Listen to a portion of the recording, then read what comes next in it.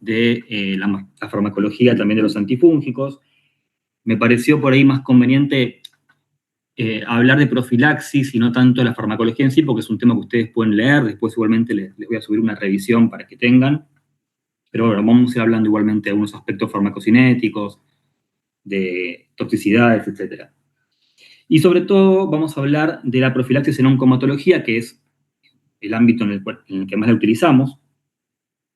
Es decir, cuándo nos va a ser útil una estrategia de profilaxis frente a levaduras del género Cándida y para hongos filamentosos. La profilaxis para Pneumocystis jirovesi, que también es muy importante en estos pacientes, ya la vieron con Agus la semana pasada, así que no vamos a profundizar, vamos a mencionar igualmente algunas cositas. Y por último vamos a hablar un poco de profilaxis primaria también en trasplantados de órgano sólido. Bueno, esto a modo de repaso, cuando hablamos de tratamiento antifúngico, nos podemos referir a distintos abordajes o estrategias que están bien establecidas para los pacientes oncomatológicos. La profilaxis, que es cuando usamos antifúngicos en pacientes que no tienen signos ni síntomas de infección fúngica, pero que tienen un alto riesgo de desarrollarla, y la intención obviamente es prevenirla y disminuir la mortalidad asociada.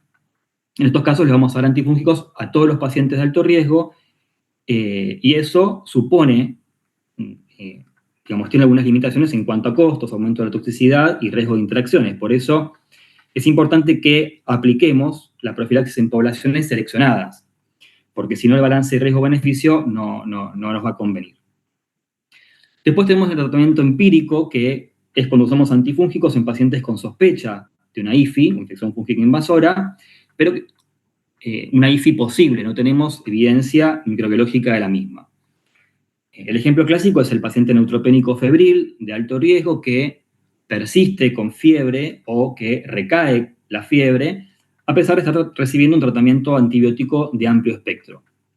O un paciente con inestabilidad hemodinámica, por ejemplo, en el contexto de un posoperatorio de una cirugía abdominal, un paciente que tiene una vía central y que está internado hace mucho tiempo en la UCI, y que tiene inestabilidad hemodinámica. En ese caso vamos a usar una estrategia de diagnóstico empírico para candidiasis.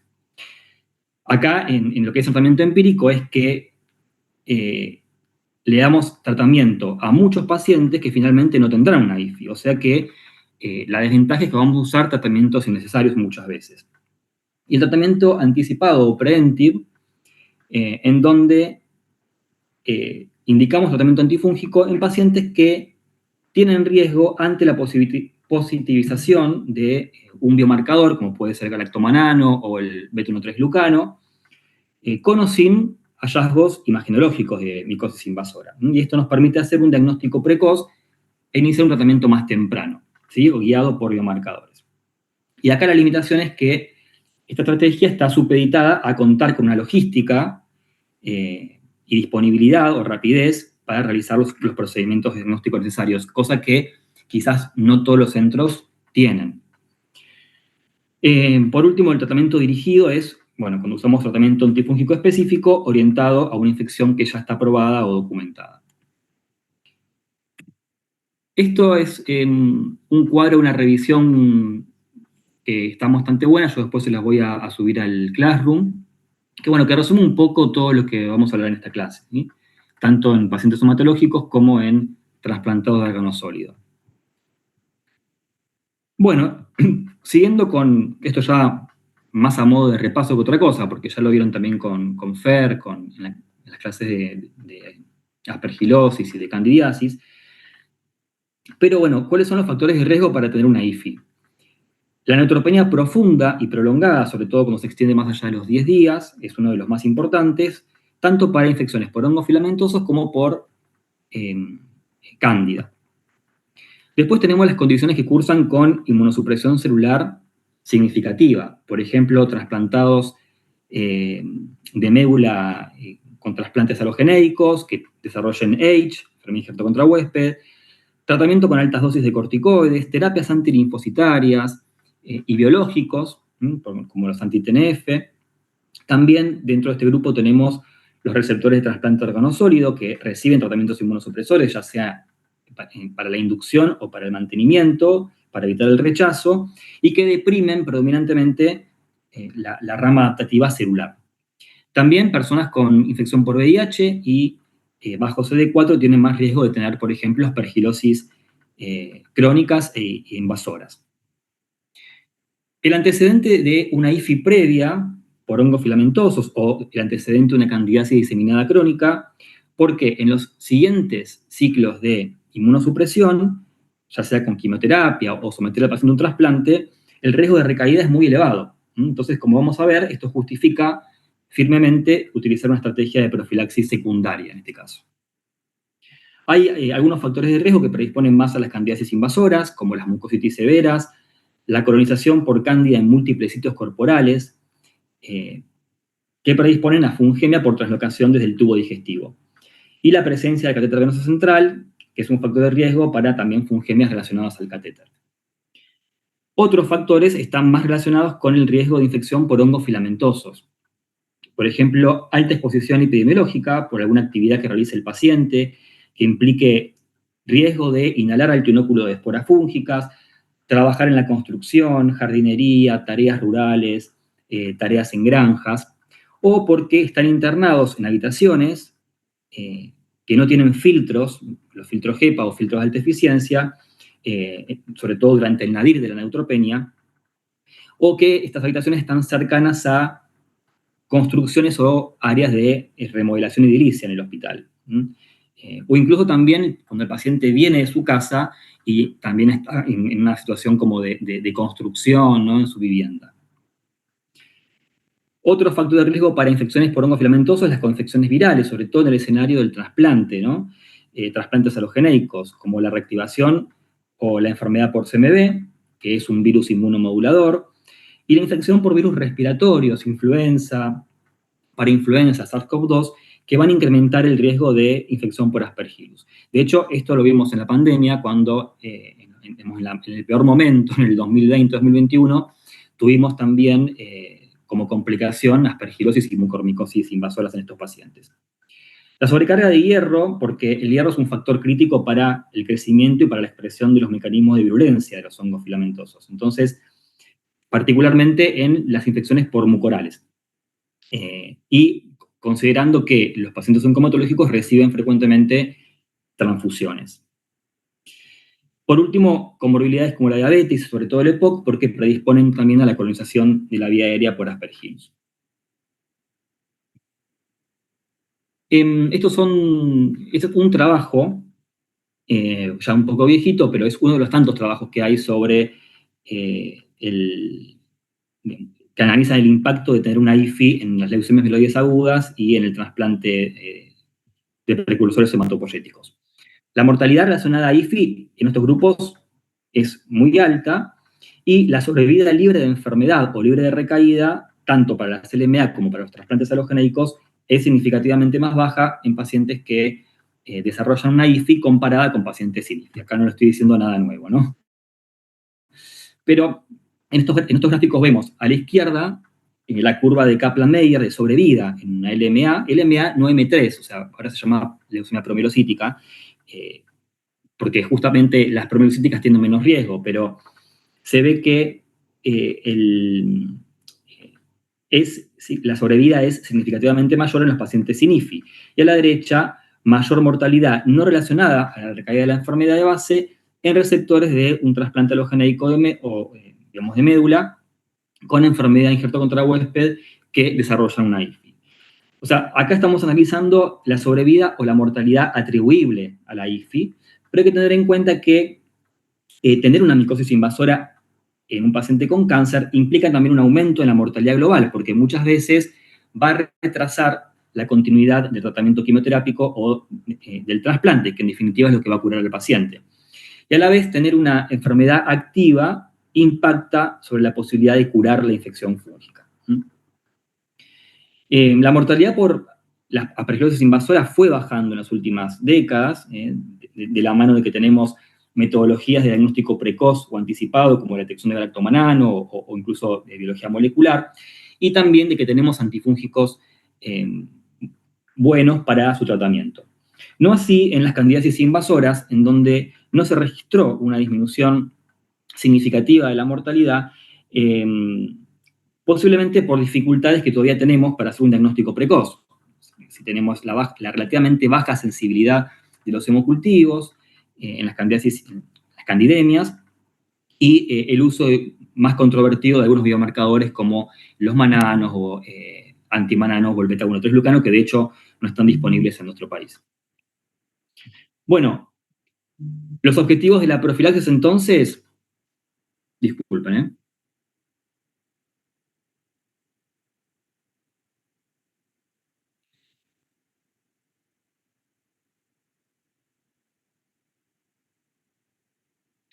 les decía, los objetivos de la profilaxis van a ser disminuir la incidencia y la mortalidad temprana por IFI y prolongar la sobrevida y, no menos importante, disminuir los costos de atención. A la hora de elegir una estrategia de profilaxis, hay que hacernos 4 preguntas. Una es, ¿qué queremos prevenir? Vimos que las dos micosis más importantes son las aspergilosis y las candidiasis. Y la neumonía por Pneumocystis jirovecii. Hay otras micosis, como la criptococosis diseminada, la reactivación de las micosis sistémicas endémicas, que siempre hay que considerar en estos pacientes, sobre todo con el uso de corticoides en altas dosis o con inmunodepresión celular, pero en estos casos no está recomendada una estrategia de profilaxis. Y si bien lo que queremos prevenir principalmente es Aspergillus, porque es el hongo que con más frecuencia produce infección dentro de los filamentosos, también hay que tener en cuenta la posibilidad de otros, como Fusarium y los mucorales. Segunda pregunta es, ¿a quién está dirigida? Y acá tenemos parámetros clínicos, bioquímicos,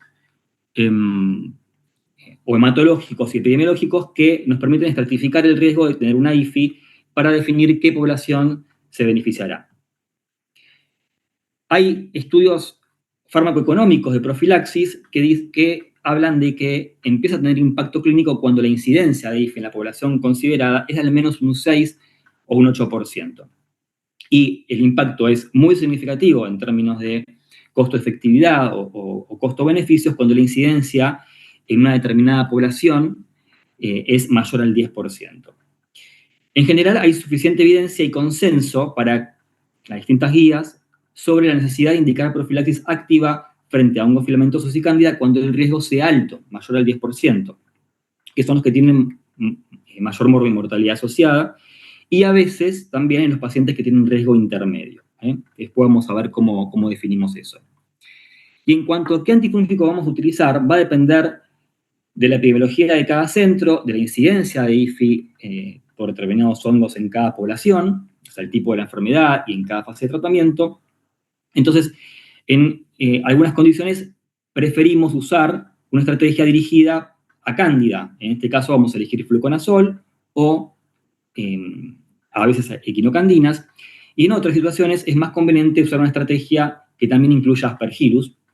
Y acá podemos usar triazólicos como posaconazol, voriconazol o isavuconazol, pero también otros antifúngicos como anfotericina B, liposomal y equinocandina, sobre todo en los casos en los cuales no se disponga tan fácilmente de azólicos.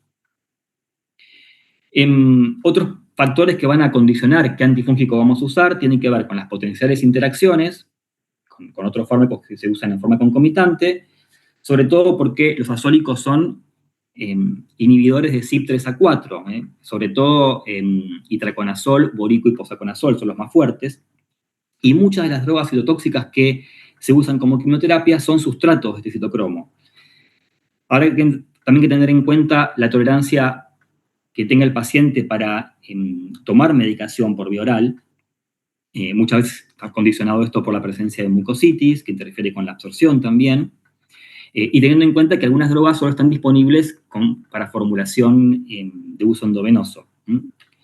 Y otras, por ejemplo, tenemos el voriconazol, lo tenemos oral y endovenoso, el itraconazol solamente oral, el posaconazol hay formulaciones para uso oral y endovenoso, pero no están tan disponibles las parenterales en Argentina, hasta donde yo sé al menos. Y otro factor que tenemos en cuenta es lo que les decía antes, la disponibilidad de drogas en cada centro, que no siempre es tan fácil de que los auditores la autoricen. Bueno, Veamos a modo de ejemplo cómo estratificamos el riesgo en una leucemia mieloide aguda, que es la de mayor riesgo y la que cualquiera de nosotros podría tener internada en los hospitales donde trabajamos porque es de las más frecuentes en adultos. En verde tenemos factores de riesgo que muchas veces ya están presentes en el momento del diagnóstico de la LMA y que no podemos modificar. ¿Sí? De hecho, hay algunos reportes de IFI que en pacientes con debut de la enfermedad antes de que reciban el tratamiento citotóxico. Dentro de estos que yo les señalo en verde tenemos algunos que están relacionados con la enfermedad, en líneas generales las leucemias agudas, las mielodisplasias, son las que tienen mayor riesgo, y dentro de estas, las LMA secundarias a mielodisplasias o quimioterapias previas, son las que tienen mayor riesgo. Tener una enfermedad con neutropenia al inicio, mayor a 7 días, o sea, antes de recibir tratamiento. Tener una enfermedad con baja probabilidad de alcanzar la remisión completa luego de la inducción. Eso en función de algunos parámetros citogenéticos o de biología molecular, que es información que nos da el hematólogo. Tenemos factores de riesgo relacionados con el huésped, ¿sí? La edad, mayor de 65 años, presencia de comorbilidades como EPOC o disfunciones orgánicas preexistentes, el estado funcional del paciente, y factores epidemiológicos que están relacionados con lo que ya mencionamos, ¿no? La actividad que tiene el paciente antes de internarse, que determina que ya pueda tener colonización de la vía aérea por Aspergillus, el antecedente de una IFI previa, por ejemplo, un paciente que va a trasplante, que es algo que tampoco podemos cambiar, pero sobre lo que podemos actuar indicándole profilaxis secundaria. Y también tener colonización multifocal por cándida.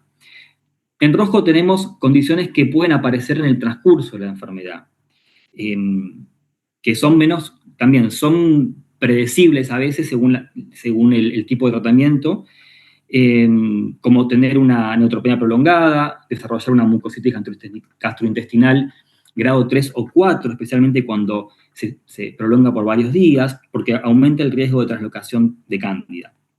Y factores relacionados con la respuesta al tratamiento, como no alcanzar la remisión completa luego de la inducción, o peor aún, tener enfermedad refractaria.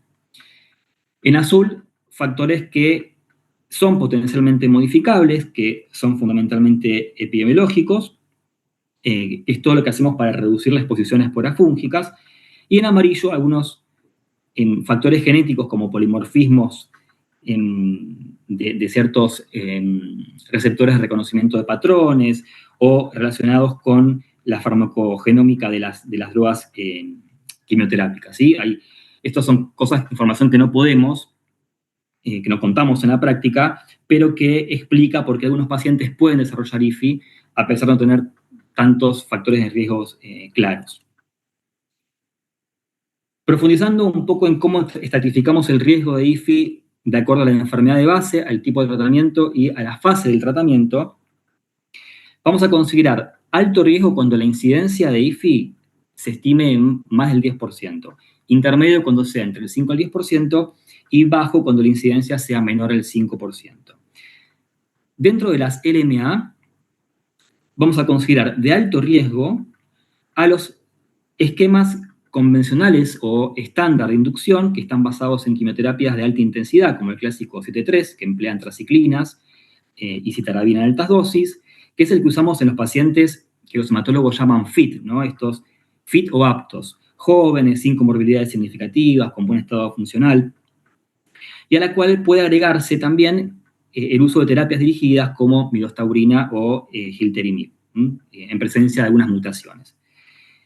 Este es el escenario con mayor nivel de evidencia para uso de profilaxis porque generan neutropenias profundas que se extienden por 2 a 3 semanas y son regímenes muy mucotóxicos.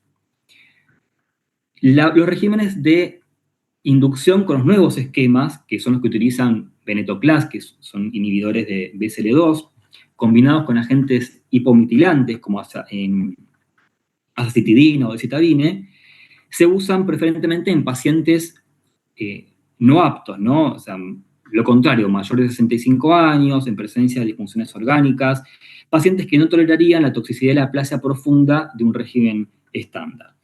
Y aunque no son drogas tan citotóxicas como las clásicas, también provocan neutropenias profundas y prolongadas. Los tratamientos de reinducción, cuando no se alcanza la remisión completa tras la primera inducción o de rescate, en los casos de recaída, también usan esquemas de quimioterapia de alta intensidad, por ejemplo, FLAG-IDA, que incluye fludarabina, citarabina en altas dosis y antraciclinas, o CLAG-M, que incluye cladigrine, mitoxantrona, ARA-C.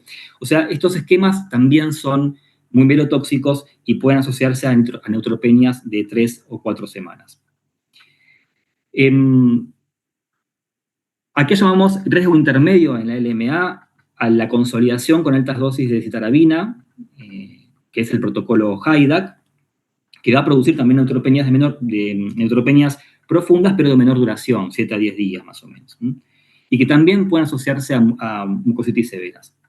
Y de bajo riesgo tenemos el mantenimiento con azacitidina bioral o venetoclax. Ya mencionamos la leucemia preomielocítica aguda, que es la que antes llamábamos LMA-M3, cuando se utilice ATRA, que es el ácido transretinoico o trióxido de arsénico, y la monoterapia con terapias target, como los inhibidores de FLT3, midostaurina, por ejemplo, que pueden usarse para fases estables como mantenimiento. O drogas más nuevas como los inhibidores de IDH, la más famosa por ahí es el ivosidenib, cuando se usan solos o combinados con azacitidina. Y en estos casos, si no se acompañan de quimioterapia intensiva, podemos prescindir de la profilaxis antifúngica. O sea, no está recomendado su uso de rutina. En el caso de los síndromes mielodisplásicos, acá el riesgo es más heterogéneo. Son pacientes en general más añosos, con más comorbilidades.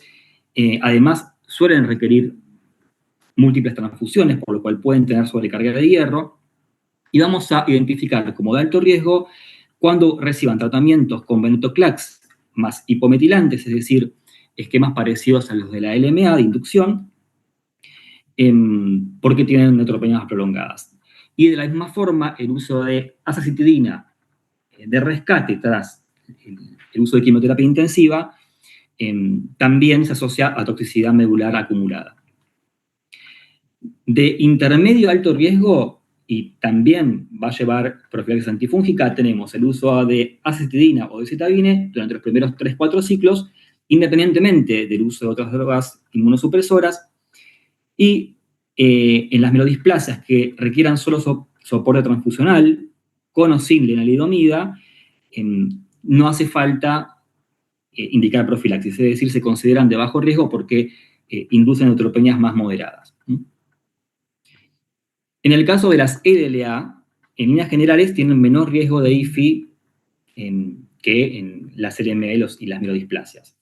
Sin embargo, hay que considerar como de alto riesgo cuando se usan inducciones intensivas o estándar con protocolos similpediátricos que emplean altas dosis de vincristina y de corticoides, ya sea GATLA o hipercivad, con o sin el agregado de inhibidores de la tirosina quinasa, en el caso de las leucemias FI-positivas, ¿no?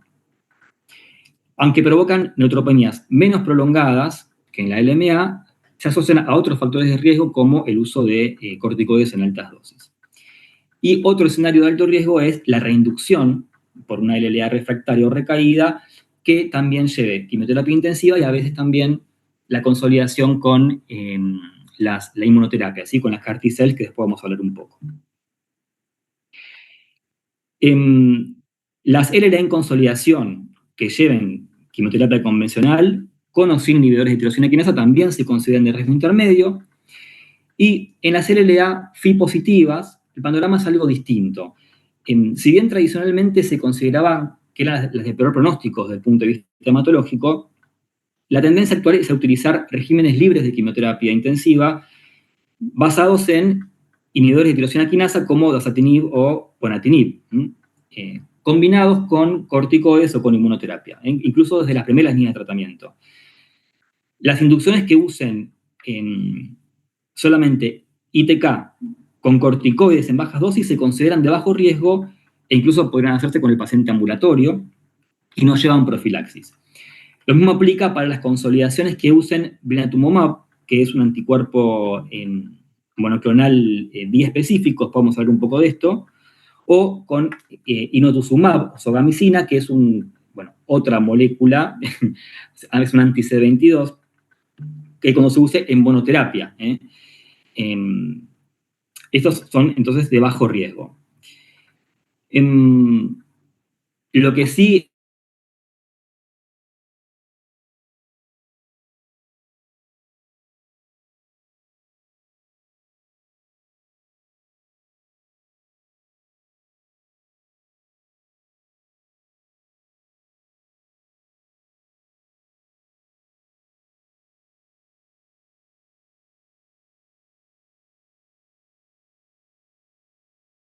que hayan evaluado la eficacia de la profilaxis primaria en este escenario, el riesgo de infección fúngica va a estar determinado por la presencia, la duración y la magnitud de la neutropenia y de que reciban tratamiento concomitantes con otros inmunosupresores como timoglobulina o con ciclosporina, que se asocian a una inmunodepresión celular profunda. Para otras enfermedades oncomatológicas, los síndromes mieloproliferativos crónicos como el LMC, la policitemia vera, la mielofibrosis, en los que se usen inhibidores de tirosina quinasa o ruxolitinib, o en las LLC, linfomas o miomas múltiples que se traten con quimioterapia convencional, o incluso cuando se usen anticuerpos biespecíficos, el riesgo de IFI se considera bajo. Pero hay algunas excepciones en estos casos, y el uso de profilaxis debe analizarse siempre caso por caso, es decir, hay que estimar el riesgo individual del huésped y según la epidemiología del centro en el que lo estamos atendiendo. Especialmente cuando hay enfermedad refractaria con múltiples líneas de quimioterapia, porque va a haber toxicidad medular acumulada, y sobre todo si se acompaña del uso de corticoides en altas dosis, como en el caso de los linfomas, se acompaña del uso de inhibidores de tirosina quinasa de Bruton, que es otra familia de drogas, como el ibrutinib, en el caso de las LLC. O sea, siempre hay que hablar con el hematólogo para que nos anticipe el grado y la duración de la neutropenia y sobre todo si es mayor a 10 días. Están ahí, ¿no? Sí.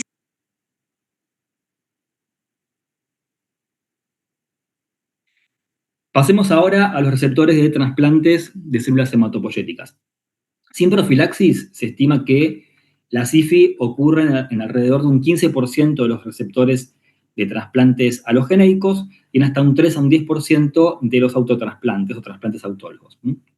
Aunque claramente hay una variabilidad centro a centro. A modo de repaso, en los trasplantes alogeneicos podemos distinguir 3 momentos de riesgo para tener una IFI. En el pre-engraftment, que es el periodo de aplasia, que va desde el acondicionamiento, que es la quimioterapia que recibe el paciente antes de la infusión de las células progenitoras hematopoyéticas, y que puede extenderse por 3 a 4 semanas en los autotrasplantes, ¿no? En este periodo el riesgo va a estar dado por neutropenia profunda, presencia de mucositis y por el uso de catéter venoso central, y va a haber riesgo entonces de candidiasis invasora y en menor magnitud de infección por hongos filamentosos. En el post-engraftment, sobre todo post-engraftment temprano, que va desde la recuperación de neutrófilos hasta aproximadamente el día más 75, el riesgo va a depender de que la reconstitución celular T todavía no ha ocurrido. Y que estos pacientes reciben drogas inmunosupresoras para prevenir la enfermedad injerto contra huésped, como inhibidores de la calcineurina, ciclosporina, tacrolimus, micofenolato o inhibidores de mTOR como sirolimus. O sea que el riesgo va a estar dado por la inmunosupresión adicional que reciban, además de la esperada en el post-trasplante, ¿no? De la reconstitución esperada, y además porque está la posibilidad de tener enfermedad injerto contra huésped aguda o temprana que necesite de inmunosupresión adicional para tratarse. En el post-engraftment tardío, que es a partir del día más 75, el riesgo va a estar dado por el desarrollo de H crónico y el tratamiento, que consiste en altas dosis de corticoides y a veces otros inmunosupresores. Por lo tanto, en los trasplantes alogeneicos, la distribución de la incidencia de infección por hongos filamentosos, sobre todo Aspergillus, es bimodal. Tenemos un primer pico de incidencia en el pre-engraftment, y otro más tardío, pero de mayor magnitud, que está relacionado con inmunosupresión celular profunda, producto de la enfermedad de contra huésped per se y de su tratamiento. Y a esto hay que sumarle la posibilidad de reactivación de CMV, que ya dijimos es un virus inmunomodulador que se lleva muy bien con Aspergillus, o sea que potencia el riesgo de tener una aspergilosis invasora. Acá un poco más detallado los factores de riesgo en trasplante de médula. En rojo les puse los más importantes. Tipo de trasplante, los receptores de trasplantes de donantes alternativos, que serían los halogénicos no relacionados, los haploidénticos y los de sangre de cordón, tienen mayor riesgo de IFI respecto a los autólogos y a los halogénicos con donantes relacionados. Estos pacientes usan muchas veces regímenes de acondicionamiento que son mieloablativos, que además son más mucotóxicos, y ya vimos que reciben inmunosupresión celular reciben inmunosupresores para profilaxis y control de la H. Los autólogos, en cambio, se acompañan de neutropenias más cortas, de entre 7 a 14 días en promedio, y no se complican con H, por lo cual tienen menor riesgo. El estado de la enfermedad de base que motiva el trasplante, obviamente trasplantarse con una leucemia que no está en remisión completa tiene mayor riesgo de IFI. El uso de regímenes condicionantes que incluyan drogas deplesoras de linfocitos T, como por ejemplo el fludarabina, alemtuzumab o gamma-globulina antitimocito, porque producen una linfopenia profunda y sostenida que aumenta el riesgo de infección tardía por hongos filamentosos. Y además, algunas leucemias, como la CLLA, reciben acondicionamientos con radioterapia corporal total, que se asocia a mayor riesgo de mucositis y también, por tanto, de candidemia.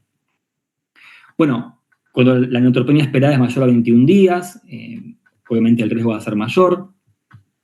Tener una IFI previa aumenta la probabilidad de recaída precoz cuando el paciente entra en neutropenia. Tratamiento con altas dosis de esteroides, ya lo vimos.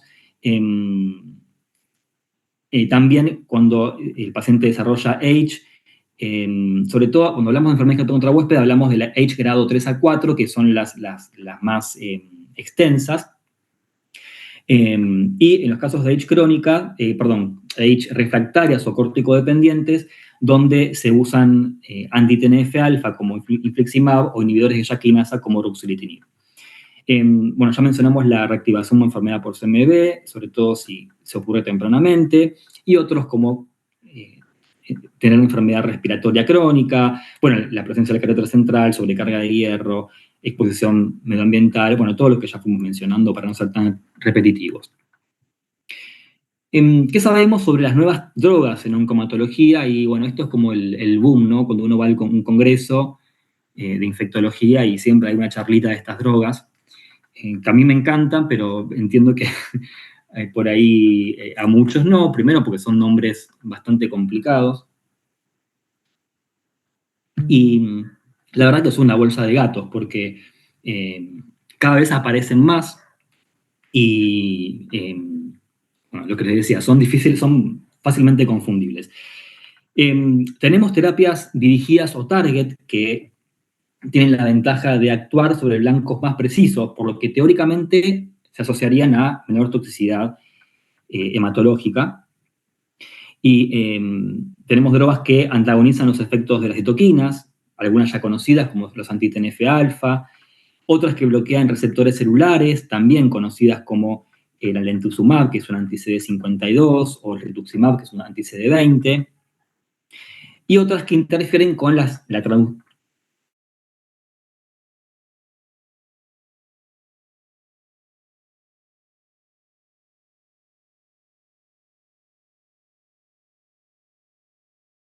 o los que reciben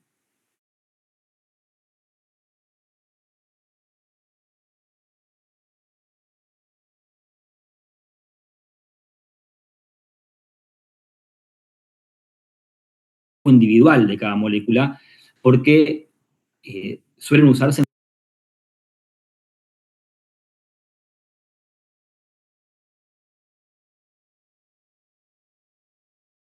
digamos, que alertan sobre el riesgo de IFI y otras infecciones. pero pueden estar sesgados por el uso también de las terapias concomitantes. Y no tenemos, obviamente, estudios a nivel ensayos ECA, ¿no? Ensayos controlados, autorizados. Entonces, el riesgo de IFI con estas moléculas va a depender mucho de la enfermedad de base. Si no es lo mismo usar alemtuzumab o rituximab o tofacitinib en una enfermedad autoinmune, por ejemplo, en la esclerosis múltiple a veces usamos, los neurólogos usan alemtuzumab, en las artritis reumatoides se usan también el rituximab. Digo, pero no es lo mismo usarlo en ese contexto que para tratar una leucemia o un linfoma. También va a depender el riesgo de la duración del tratamiento, porque la inmunosupresión es acumulativa a medida que aumenta la exposición al fármaco. Pero lo más importante es el uso de otras terapias concomitantes. Algunas drogas per se tienen riesgo de infección fúngica invasora porque tienen efectos pleiotrópicos, actúan sobre distintos sitios de la respuesta inmune, pero el riesgo va a estar dado sobre todo por el uso concomitante de corticoides o de quimioterapia intensiva, o en pacientes pretratados, muy pretratados o con enfermedad refractaria. Lo que más discrimina el riesgo de tener infección fúngica invasora y determina el uso de profilaxis en estos casos es el uso concomitante de corticoides y la aparición de neutropenia. Algunas de las drogas que tienen mayor riesgo, a la cabeza quizás está el alemtuzumab. Ya dijimos que va a producir una linfopenia muy marcada, que puede extenderse por un año o más. Puede haber neutropenia, sobre todo en las primeras 2 semanas de tratamiento, y estos pacientes tienen un riesgo alto de IFI por hongos filamentosos, sobre todo aspergilosis, mucormicosis, y también candidiasis invasora. Pero también de neumocistosis, criptococosis o reactivación de histoplasma capsulatum. O sea, siempre hay que considerar el uso de profilaxis contra sólicos cuando se use alemtuzumab en pacientes oncomatológicos. Dentro de lo que es la inmunoterapia, los activadores biespecíficos de células T o BITE, el más conocido es el blinatumomab. Estas drogas actúan uniéndose con un brazo a la célula B, reconociendo el CD19, y con el otro brazo al CD3 del linfocito T. Y de esa forma redirigen la muerte celular hacia el blasto. Pueden provocar neutropenia en un 20-30% de los casos, y cuando aparecieron estas moléculas se las consideró de riesgo alto o intermedio, pero actualmente con la mayor experiencia en su uso, la recomendación es que cuando se usan en forma aislada o asociadas a bajas dosis de corticoides, no hace falta usar profilaxis porque el riesgo en sí es bajo.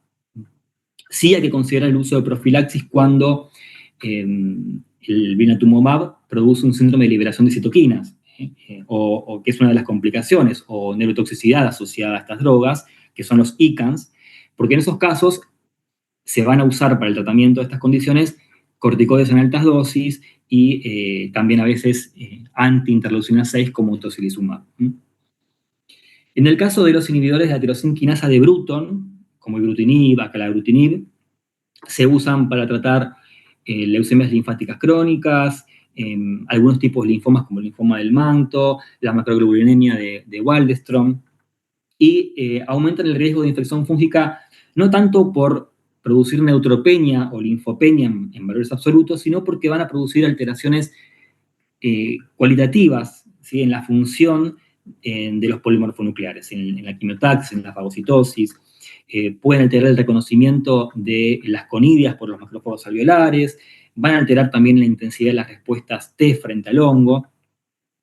Y el ibrutinib es una droga que arrancó muy mal porque en los estudios iniciales había muchos reportes de aspergilosis invasoras, que llegaban hasta el 40% en algunas series, y sobre todo había reportes de compromiso del sistema nervioso central en pacientes que tenían linfomas primarios del sistema nervioso central, ¿sí?, en los que la mortalidad era muy alta.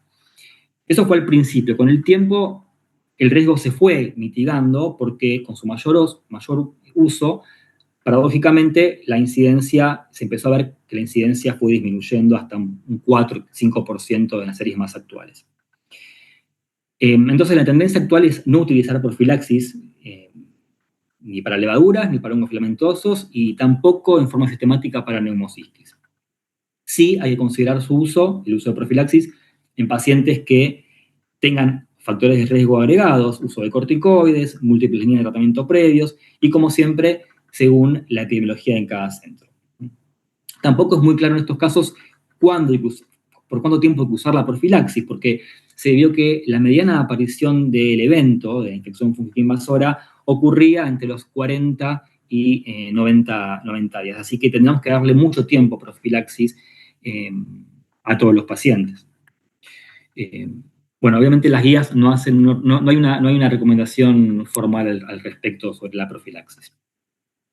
Los inhibidores de la fosfoinosietil-3 quinasa, como el idalicib, que se usan también en algunas leucemias linfáticas crónicas, en algunos linfomas, tienen un riesgo moderado de infección fúngica invasora. Hay una recomendación firme para usar profilaxis para neumocistis, pero no está recomendada el uso sistemático de profilaxis antifúngica frente a hongos filamentosos. De nuevo, acá la indicación va a depender del riesgo individual de cada paciente y de la epidemiología local. Los anti-JAK, que son inhibidores de la tirosina quinasa, de la JAK quinasa, o la Janus quinasa, como el ruxolitinib, se usa para el tratamiento de los síndromes mieloproliferativos crónicos y en algunos casos para tratamiento de la enfermedad injerto contra huésped refractaria a los corticoides. Hay riesgo reportado de infección por hongos filamentosos, de candidiasis, de reactivación de micosis sistémicas endémicas, y también parece que podría aumentar el riesgo de PCP. Por eso algunas guías recomiendan profilaxis con trimetoprima sulfa, pero no hay evidencia de que aumente tanto el riesgo de infección por hongos filamentosos. Así que se consideran de riesgo bajo a moderado hoy en día y no se recomienda la profilaxis universal, salvo en algunos escenarios, como ya dijimos en el caso de la H crónica refractaria. Bueno, después tenemos otras drogas que ya son de uso menos común, como el ibudesonib, que la realidad es que hay menos experiencia con su uso y no hay recomendaciones también formales para usar profilaxis, aunque se cree que cuando se usan en monoterapia tendrían un riesgo bastante bajo de IFI. Más drogas que usamos en las LMA. Estas son recomendaciones de la Sociedad Europea de Hematología. Cuando se usan inhibidores de FTL3, como midastaurina o gliterinib, solo se justifica usar profilaxis cuando se empleen junto a quimioterapia intensiva, ¿sí? No cuando se empleen, por ejemplo, el venetoclax para tratar algunos síndromes mieloproliferativos crónicos. El riesgo de IFI cuando se usa en monoterapia es bajo, es menos del 5%, así que no está recomendado. Y en el caso del venetoclax, perdón, lo que les dije recién era sobre la midastaurina, ¿no? Los inhibidores de FLT3. Y en el caso del venetoclax, también se recomienda usarlo cuando se asocia a quimioterapia intensiva, como ya dijimos en la CLMA, pero cuando se use para tratamiento de otras condiciones o se usa en dosis bajas como mantenimiento, uno podría prescindir de la profilaxis. Bueno, hasta ahí las indicaciones de profilaxis antifúngica. Ahora vamos a ver con qué, o sea, qué droga es mejor, si es que hay una que es mejor. Hay mucha evidencia proveniente de estudios controlados, autorizados y de metaanálisis sobre la eficacia de distintos antifúngicos para la profilaxis primaria en trasplante de médula y en neutropénicos no trasplantados, sobre todo en las LM de las mielodisplasias, que no tenemos tiempo de revisar extensamente, por eso les voy a dar las conclusiones. Podemos decir que ya desde los estudios iniciales que compararon usar antifúngico versus placebo o no profilaxis, se vio que cualquier estrategia de profilaxis reducía la incidencia de IFI en grupos de alto riesgo. Más tarde aparecen trabajos comparativos utilizando diferentes drogas. ¿sí? Y además muchos de esos estudios fueron después replicados en la vida real. Entonces, los antifúngicos que demostraron disminuir la incidencia de IFI son, en el caso de la candidiasis invasora, fluconazol, itraconazol solución, voriconazol, posaconazol y las equinocandinas. Dentro de estas, micafungina y caspofungina principalmente. Lo que no quiere decir que no podamos usar anigrafungina, ¿sí? Pero los estudios fueron hechos sobre todo con mica, que no está en nuestro país, y con caspofungina. Y los antifúngicos que mostraron reducción de la aspergilosis invasora y de otros hongos filamentosos fueron posaconazol a la cabeza y, en menor medida, borico, itra y anfotericina B-liposomal inhalada o aerosolizada. La evidencia más robusta la tenemos con posaconazol, que es la droga que demostró más sólidamente impacto en la reducción de la mortalidad, tanto global como relacionada a IFI, y sobre todo en LMA y mielodisplasia. Y además en el escenario de post-trasplante halogénico complicado con H. En cuanto al uso del fluconazol, hay evidencia sólida sobre reducción de la mortalidad relacionada a IFI global en el escenario de trasplante halogénico cuando se usa hasta el día más 75 post-trasplante. Después vamos a ver por qué estos trabajos usaron hasta el día más 75. Y comparado con otros azólicos, el fluconazol tuvo menor incidencia de efectos adversos. En definitiva, la droga que tuvo mayor impacto en la reducción de la mortalidad es el posaconazol. Bueno, todos estos resultados que les mostré, junto a la amplia experiencia en su uso, determinaron que el posaconazol se incluya como droga de primera línea para profilaxis primaria en los escenarios de alto riesgo en todas las guías nacionales e internacionales con un nivel de recomendación alto, ¿sí? A1. ¿Y qué aspectos farmacológicos explican la eficacia del posaconazol? Bueno, es un trazol de amplio espectro, tiene actividad sobre Cándida, Aspergillus, pero también Mucorales y Fusarium.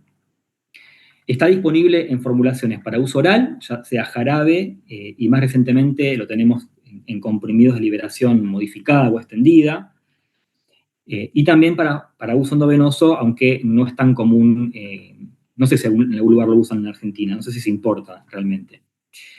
En cuanto a la farmacocinética, el jarabe, la verdad que se usa cada vez menos, pero en algunos lugares es lo único que tienen. O sea, no tienen, sobre todo en el sector público, están usando más jarabe que comprimidos, porque obviamente es más barato. Pero el jarabe tiene una biodisponibilidad que es muy dependiente del pH gástrico.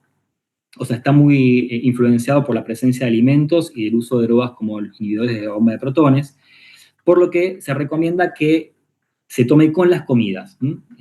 Mientras que en el caso de los comprimidos de posaconazol, tiene una absorción que es mucho más estable y se ve menos afectada por estos factores. Es decir, habitualmente cuando usamos posaconazol comprimidos, igualmente le decimos que lo use con alimentos, pero no sería estrictamente necesario. En cuanto al metabolismo del posa, si bien una pequeña proporción de la droga sufre metabolismo hepático, menos del 20%, es un potente inhibidor de CYP3A4, por lo tanto va a presentar interacciones clínicamente relevantes. El posaconazol es el azólico que tiene mayor volumen de distribución, alcanza altos niveles en tejidos periféricos, en pulmón, hígado, corazón. Hay menos datos sobre la penetración del posa en el sistema nervioso, pero la eficacia, ¿no?, del posaconazol en profilaxis tiene que ver con que es una droga altamente lipofílica, se va a acumular extensamente en las membranas celulares, sobre todo lo que nos interesa es en las células del epitelio alveolar, y persiste incluso cuando las concentraciones plasmáticas disminuyen. O sea, se postula que hay una persistencia entonces de la droga en la membrana alveolar y que puede transferirse eventualmente y rápidamente hacia la membrana de las conidias. Y eso, entonces, en modelos, se vio en modelos animales que explicaba por qué es más eficaz que otras drogas. Con respecto al voriconazol, es un azólico que tiene actividad fungicida sobre Aspergillus, pero es fungiestático para Cándida. También lo tenemos disponible en formulaciones para uso oral y endovenoso. Acá hay que darlo lejos de las comidas para optimizar su absorción. Hay una elevada variabilidad intra e interindividual de los niveles plasmáticos. Esto tiene que ver con diferencias en la metabolización por diferentes, digamos, variantes de los citocromos que metabolizan la droga. Y es un fuerte inhibidor también de CYP3A4, pero también de CYP1219. Así que va a tener también interacciones farmacológicas importantes. El fluconazol es activo sobre la mayoría de las especies de Cándida, excepto Candida krusei, que tiene resistencia intrínseca, y Candida glabrata, que tiene sensibilidad variable. Habitualmente es dosis dependiente. El fluco lo que tiene es una droga bastante noble, tiene elevada biodisponibilidad por vía oral, baja toxicidad, tiene menos probabilidad de interacciones, y además es el azólico que tiene mayor porcentaje de excreción renal, ¿no? Lo que nos permite usar, por ejemplo, en el tratamiento de infecciones urinarias, a diferencia de las otras drogas antifúngicas que están mucho más limitadas para alcanzar concentraciones urinarias útiles. El fluconazol solamente va a estar entonces indicado como profilaxis si la incidencia en nuestra población de aspergilosis invasora es baja. Y siempre hay que hacerlo conjuntamente con una vigilancia del galactomananocérico, que después les voy a explicar por qué. Y por último, esto como a modo de repaso, ¿no?, de antifúngicos, el itraconazol está también recomendado en las diferentes guías para profilaxis, tiene actividad para Aspergillus, no para otros hongos filamentosos casi, bueno, salvo los dermatofitos, ¿no?, pero digamos, hablando de las cosas oportunistas, y es una droga buena para Cándida. El problema es que las formulaciones en las que vienen son cápsulas y solución oral o jarabe. Las cápsulas tienen una biodisponibilidad que es muy variable, no alcanza niveles terapéuticos adecuados, incluso cuando se usan altas dosis. Así que lo que deberíamos usar es itraconazol en solución oral si decidiéramos usarlo para profilaxis o también tratamiento.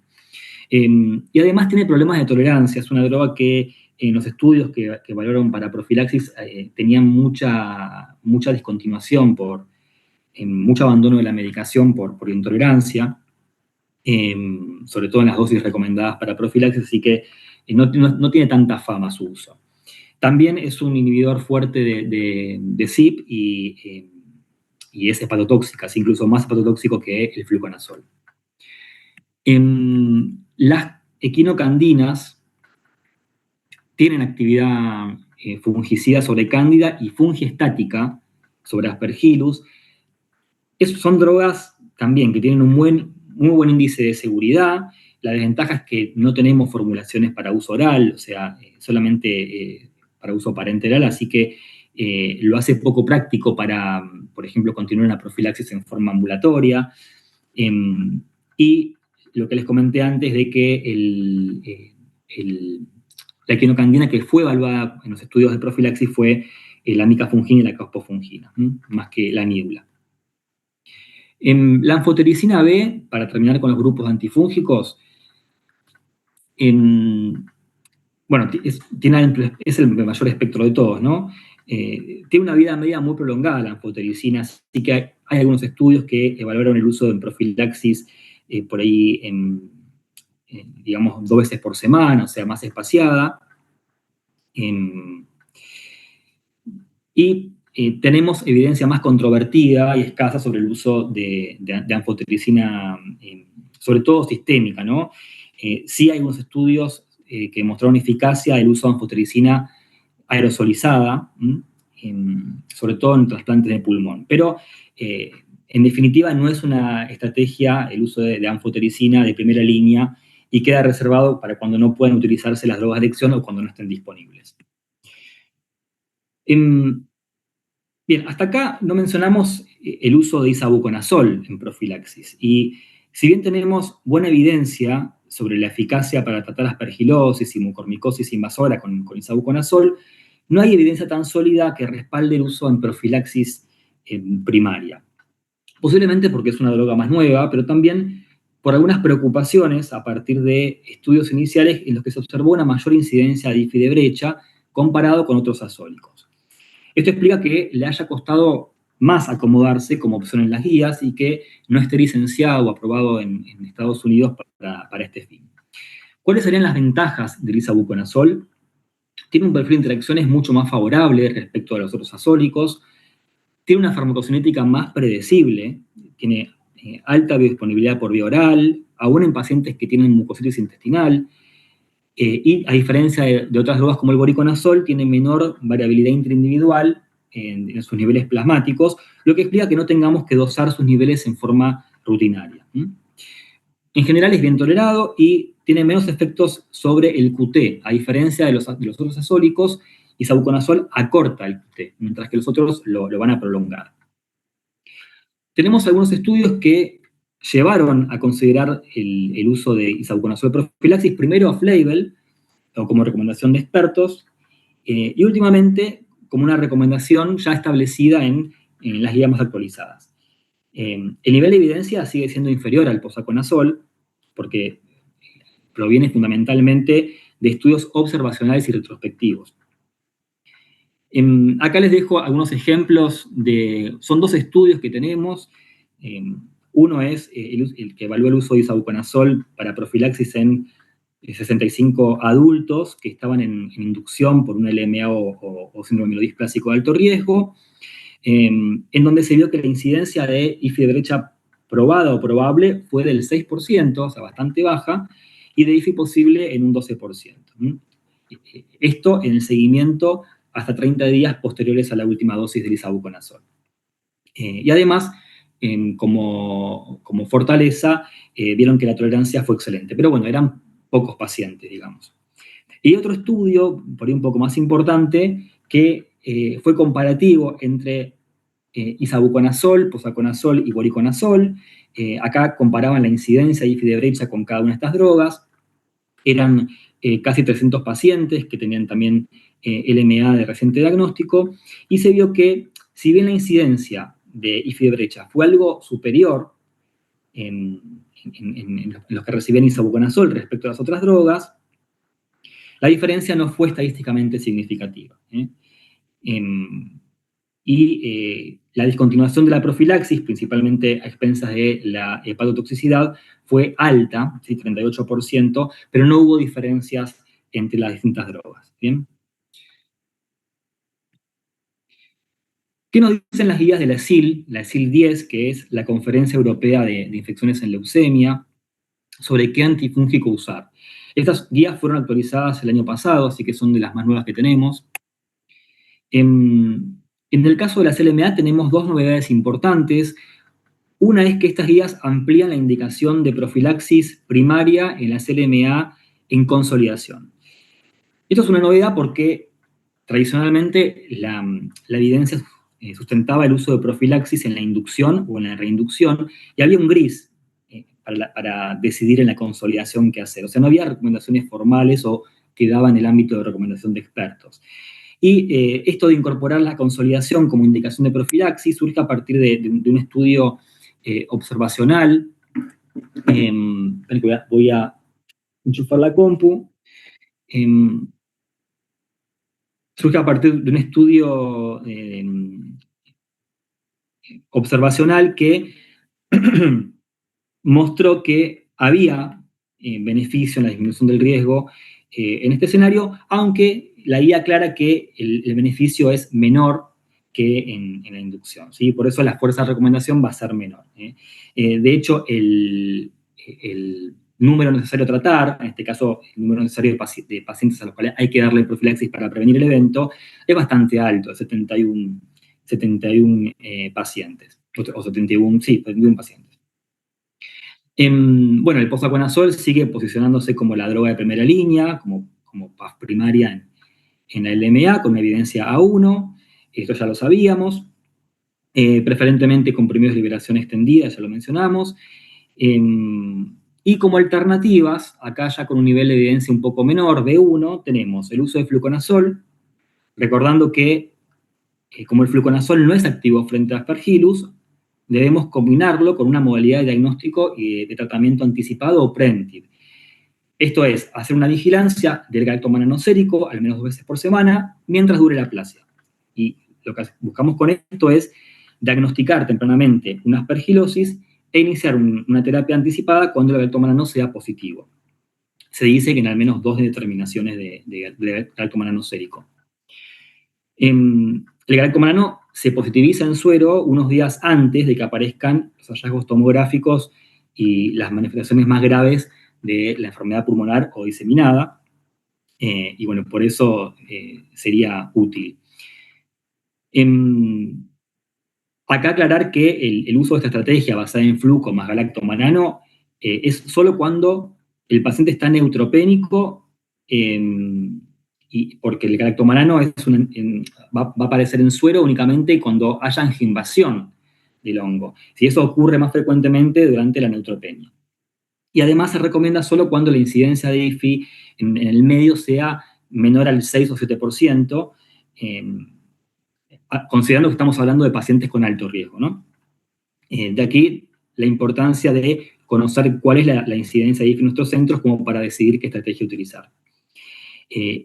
Y algo también importante es que cuando usemos esta estrategia hay que garantizar un ambiente protegido para reducir la inhalación de esporas fúngicas en el paciente, ¿no?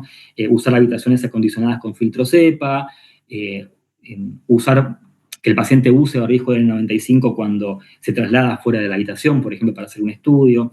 Si no, vamos a perder las ventajas de la profilaxis. Lo otro que sugieren como alternativa es el uso de anfotericina B liposomal aerosolizada en dosis de 10 miligramos 2 veces por semana. Cuando usemos anfotericina inhalada, hay que combinar con fluconazol sistémico, porque si no nos quedamos sin cobertura para cándida. Y con un poco menos de evidencia, B2 sigue recomendando, en concordancia con las versiones previas de la guía, el uso de voriconazol. Acá recuerden siempre, voriconazol va con carga, 6 miligramos kilo cada 12 horas las primeras 24 horas y después 4 miligramos kilo día. Y siempre alejado de las comidas, al menos 1 o 2 horas antes y después de ingerir alimentos. La otra novedad de estas guías es lo que ya comentamos, ¿no? Pero acá ya formaliza la incorporación del isavuconazol como alternativa de profilaxis, con un nivel de evidencia B2. ¿Y en qué pacientes? En los que por contraindicación, interacciones o efectos adversos no podamos usar triazólicos como posaconazol o voriconazol. El isavuconazol también va con carga, de 200 miligramos cada 8 horas, las primeras 48 horas, y después un mantenimiento de 200 miligramos día. Y se puede usar en forma oral o endovenosa. Por último, como alternativas de profilaxis en la LMA aparecen las equinocandinas, que tienen actividad para Aspergillus, y se suma el suba-itraconazol, que es una versión farmacológica optimizada de esta droga, que se absorbe mucho mejor, ¿no? Como para compensar esas limitaciones que vimos antes de la biodisponibilidad. Y ya hay algunos estudios que muestran eficacia de esta droga, pero por el momento se recomiendan solamente con un nivel C2. En el caso de la CLLA, hay menos consenso sobre la necesidad de profilaxis universal, porque ya vimos que el riesgo es más heterogéneo. Si están recibiendo solamente inhibidores de tirosinquinasa, no se recomienda. Si están con quimioterapia estándar, sí hay algún consenso en recomendar su uso en la inducción. Acá el problema radica fundamentalmente en la interacción de la vincristina con los azólicos como posa o voriconazol, y de hecho es una contraindicación formal, ¿no? Su administración simultánea, después más adelante vamos a hablar de esto. Bien, milodisplasias también, ya es lo que ya mencionamos. La droga de elección es el posaconazol, con nivel de evidencia y recomendación A1. En los que reciben también azacitidina durante los primeros 3 o 4 ciclos, el posaconazol, pero con menor fuerza de recomendación, porque para el ESIL es un escenario de menor riesgo intermedio, y cuando el síndrome mielodisplásico es de bajo riesgo, o sea, no lleva quimioterapia, no hay que utilizar profilaxis. Esta guía incorpora otras enfermedades a la hora de indicar profilaxis, y eso es bastante interesante porque en las versiones previas no había recomendaciones claras en esos escenarios, y entonces uno no sabía muy bien qué hacer, ¿no? Entonces, síndromes mieloproliferativos crónicos, cuando se utilicen inhibidores de tirosina quinasa, digamos de Bruton, o ruxolitinib, no habría que dar profilaxis. Lo mismo en las leucemias linfáticas crónicas, linfomas o mielomas múltiples tratados con quimioterapia convencional o con anticuerpos biespecíficos, tampoco se recomienda la profilaxis, pero sí agregan como consideración el uso de profilaxis en 2 escenarios particulares. Uno es la LLC refractaria a múltiples líneas de quimioterapia, ellos ponen 3 o más líneas previas, y que estén utilizando un inhibidor de tirosina quinasa de Bruton, o que estén usando venetoclax. La otra es en los linfomas no Hodgkin refractarios a múltiples líneas de quimioterapia, también cuando se combinen junto a altas dosis de corticoides o inhibidores de tirosina quinasa de Bruton, y otras enfermedades oncomatológicas que, aunque cursen sin neutropenia o con neutropenia esperada corta, reciben drogas como el entusumab, que ya vimos el efecto que tiene sobre la inmunidad celular T. Pero siempre aclara, ¿no?, esto de individualizar el riesgo y evaluar también qué droga es más apropiada en función de las interacciones, que no son pocas. Y acá vemos las interacciones. Los azólicos son fuertes inhibidores de CYP3A4, particularmente posa y borico, o sea que pueden aumentar el área bajo la curva y llevar a un rango tóxico de las concentraciones plasmáticas de muchas drogas que son sustratos de estos citocromos. En algunos casos hay que hacer un ajuste de la dosis de la droga quimioterápica, y en otros casos hacer dosaje plasmático o una estrecha vigilancia de los efectos adversos. Y en los casos en que se ajuste la dosis, hay que sopesar el riesgo de una posible pérdida de eficacia, ¿no?, del tratamiento de la enfermedad. Por eso siempre hay que hablar con el hematólogo o el oncólogo para decidir qué hacer. En el caso de la vincristina, que es lo que mencioné antes, bueno, la vincristina es sustrato de CYP3A4 y también de la glucoproteína P, así que va a tener una gran interacción con los azólicos de segunda generación y también con itraconazol.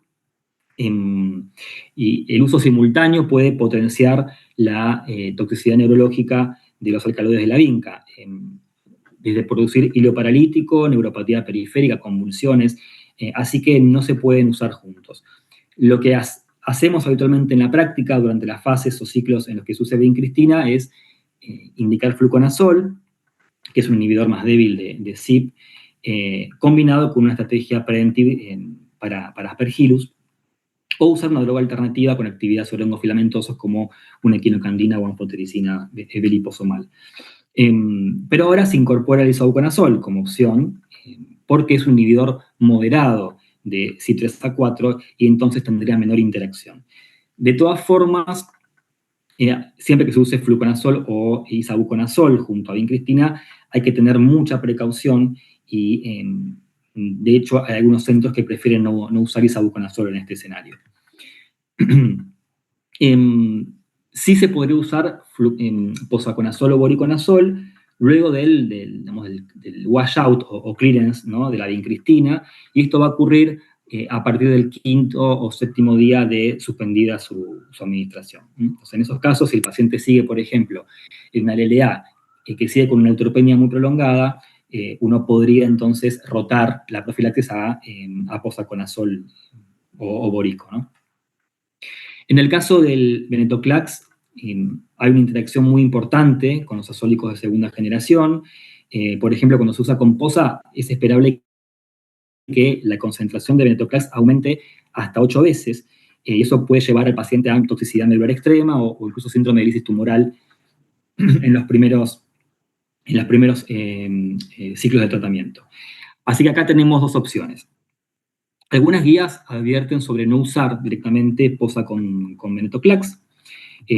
La otra opción es, si se decide usar posaconazol, hacer un ajuste de la dosis, que tiene que ser del 75% del venetoclax, y esto puede verse como una ventaja respecto al ahorro de costos de la droga, porque vamos a usar menos dosis, pero pone en jaque el efecto antileucémico porque está el riesgo de tener concentraciones subterapéuticas del venetoclax. Así que habrá que ver si los hematólogos están dispuestos a tolerar esta posible reducción de la eficacia.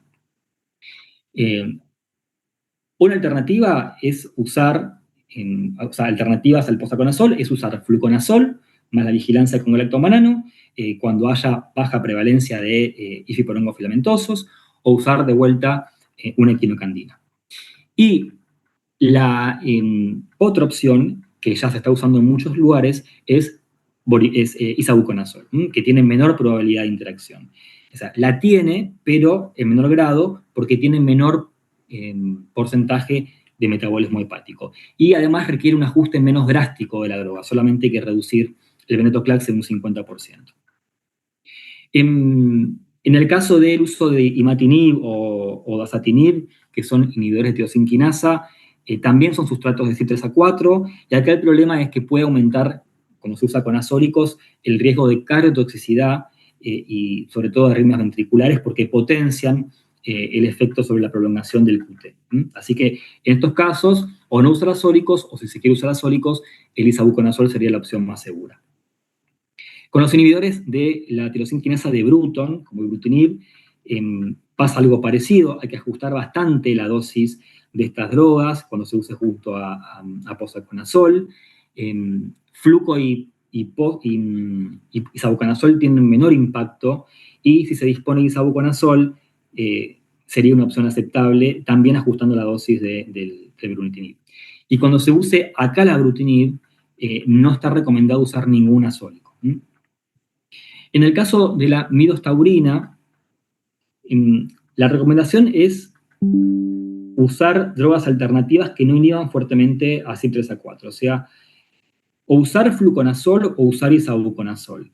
Es una recomendación, no es una contraindicación formal. Y en este caso no está indicado modificar la dosis. Pero sí hay que monitorizar muy de cerca la aparición de efectos adversos, y sobre todo son pulmonares, ¿sí? Y también cardiotóxicos. El trióxido de arsénico, que ya vimos que en general no lleva profilaxis para tratar las leucemias promielocíticas, pero sí cuando se combinan con atraciclinas en algunos escenarios de mayor riesgo. El problema que tiene el trióxido de arsénico es que también prolonga el intervalo QT, así que acá está formalmente contraindicado asociarlo con POSA o voriconazol. ISA acorta el QT, así que ahí sí se podría combinar. ¿Y qué pasa con los inmunosupresores que se usan para prevenir o tratar la enfermedad injerto contra huésped o el rechazo en el trasplante organosólido? Hay interacciones relevantes con los inhibidores de calcineurina, ciclosporina, tacrolimus, así que hay que ajustar la dosis de estos inmunosupresores y hacer dosajes plasmáticos periódicos. Con los inhibidores de mTOR, formalmente el uso de sirolimus está contraindicado junto a POSA o voriconazol. ISA puede usarse con cualquiera de estas drogas siempre que se monitoricen los niveles plasmáticos del inmunosupresor, y hay drogas con las cuales no tenemos problema, como el idalicib o el ruxolitinib. Bueno, a modo de repaso, y no quiero ser tan repetitivo, esto es una síntesis de todas las recomendaciones las más recientes al menos, de la SIL-10, de las guías también de Instituto de Cáncer, que son guías americanas, bueno, las de SAI del 2024, hay varias. en donde ya dijimos, escenarios de alto riesgo de IFI, todos los que ya mencionamos, que son las que no quedan dudas en que hay que dar profilaxis, las que están en negrita, sobre todo.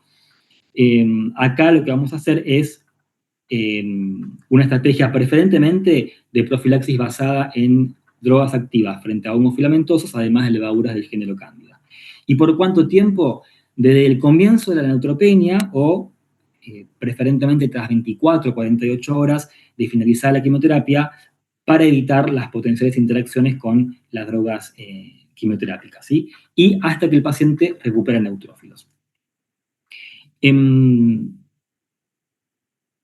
cuanto a lo que es un tema que no está aclarado en las guías de la ESIL, los síndromes de fallo medular, como las aplasias severas, acá sí algunas guías como las de la Sociedad Americana, Británica y Argentina de Hematología coinciden en recomendar el uso de profilaxis para hongos filamentosos cuando se usen inmunosupresores como ciclosporina y gamma globulina antitemocito, y el paciente tenga neutropenia profunda y prolongada como puente antes del trasplante, ¿sí?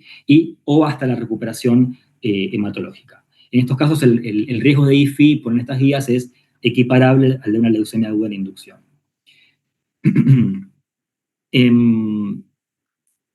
Bien, acá les dejo las aclaraciones entonces de todo lo que ya veníamos hablando.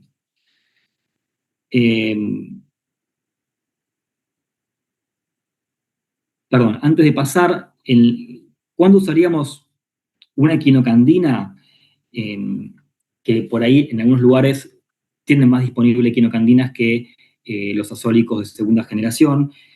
Bueno, cuando haya intolerancia a los azólicos, cuando no se disponga de ellos, o como ya vimos en el caso de que se use vincristina en una LLA. Y en estos casos, cuando usemos equinocandinas, no hace falta combinarlo con vigilancia de galactomanano, porque las equinocandinas ya tienen actividad sobre Aspergillus. Y en estos casos, la sensibilidad del galactomanano sérico es muy baja. Bueno, en otras enfermedades oncomatológicas, consideradas de riesgo intermedio o bajo, no está recomendada la profilaxis de rutina, sino que hay que analizar el riesgo individual. Y acá también, en este escenario, podremos incluir cuando no tenemos azólicos de segunda generación para hacer profilaxis. Las recomendaciones van desde no usar profilaxis, sobre todo cuando no haya neutropenias, no se anticipen neutropenias prolongadas, o usar una estrategia dirigida fundamentalmente contra cándida con fluconazol más preventive para Aspergillus. Siempre, entonces, individualizando el riesgo según la magnitud y la duración de la neutropenia, las comorbilidades del paciente y la epidemiología de cada centro.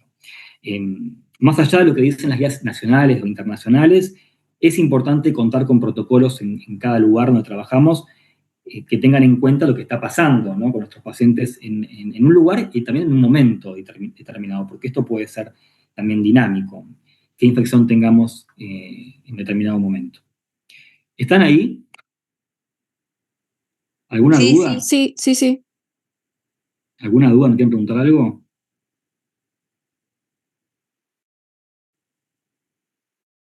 Bueno, pasamos a trasplantes. ¿Qué estrategia se recomienda en trasplante alogénico, considerando que es un escenario de alto riesgo? Acá tenemos que hacer siempre profilaxis tanto para cándida como para hongos filamentosos. Y usar protocolos de vuelta, centro específico, ¿sí? Durante el periodo de aplasia pre-engraftment, si la incidencia local de infección por hongos filamentosos y el riesgo individual de infección por hongos filamentosos es bajo, acá se pone como punto de corte menos un 5%, se recomienda usar fluconazol más modalidad de diagnóstico precoz y tratamiento anticipado para Aspergillus. Y siempre el ambiente protegido, que en las unidades de trasplante suele ser bastante estricto, ¿no? Hay filtros de alta eficiencia, recambios periódicos del área ambiental, presión positiva en las habitaciones de aislamiento.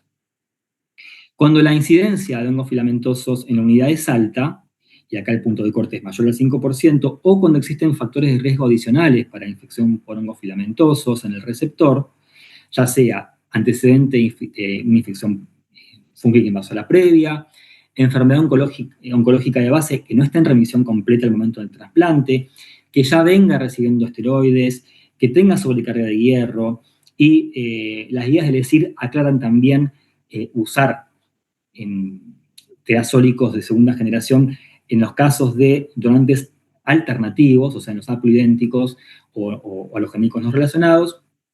Bueno, lo que les decía, acá usamos preferentemente posaconazol o alguno de los otros.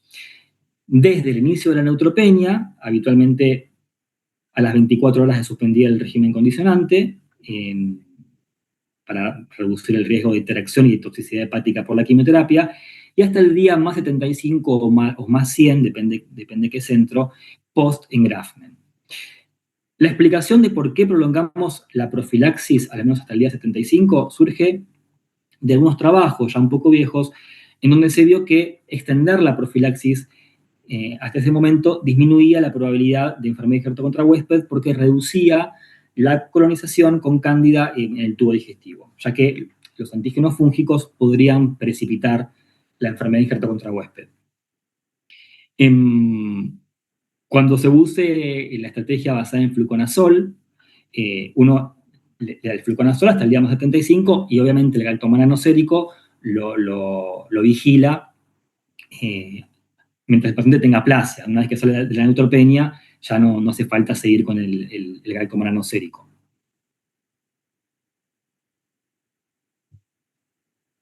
Y hay otro escenario en el cual estos pacientes pueden necesitar profilaxis y está dado por el desarrollo de enfermedad injerto contra huésped en el post-engraftment. Si hay H, sobre todo grado 2, 3 a 4 o H refractario, como se va a necesitar más inmunosupresión para su tratamiento, y sabiendo que estos pacientes tienen mayor riesgo de infección por hongos filamentosos, hay que rotar la profilaxis o, si ya se había suspendido, reiniciarla, pero en este caso con un azólico de segunda generación. Y la evidencia favorece el uso de posaconazol. ¿Hasta cuándo? Mientras el paciente reciba corticoides o los otros inmunosupresores para controlar la H, ¿sí? O sea, acá hay que definir caso por caso. Hay pacientes que tienen H crónica y que pueden estar recibiendo durante meses o incluso a veces años el antifúngico en forma profiláctica. Si hay enfermedad contra huésped, pero este es leve o localizado, igualmente la profilaxis se va a suspender el día más 75.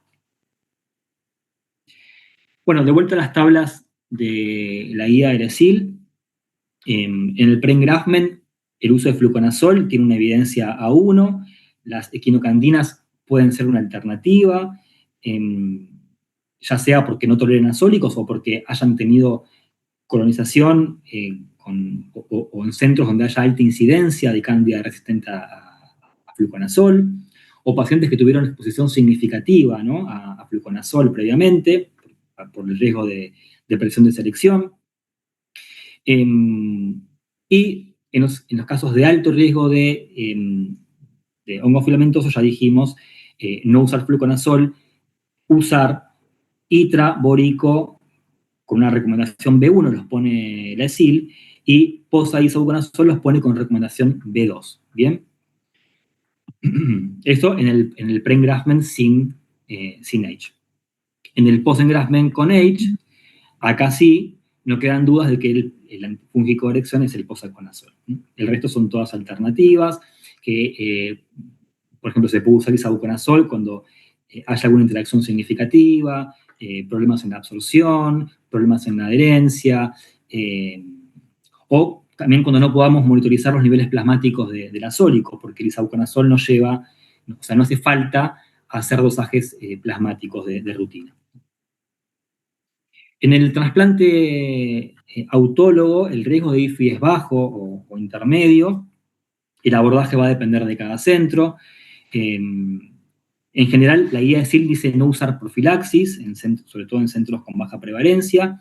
Si se espera que la neutropenia sea corta, que es lo habitual, ¿no?, en estos tipos de trasplantes, o cuando se empleen regímenes condicionantes mucotóxicos, por el riesgo de candidemia, ahí sí emplear profilaxis con fluconazol, 400 miligramos día, más una estrategia de Prenti para aspergillus.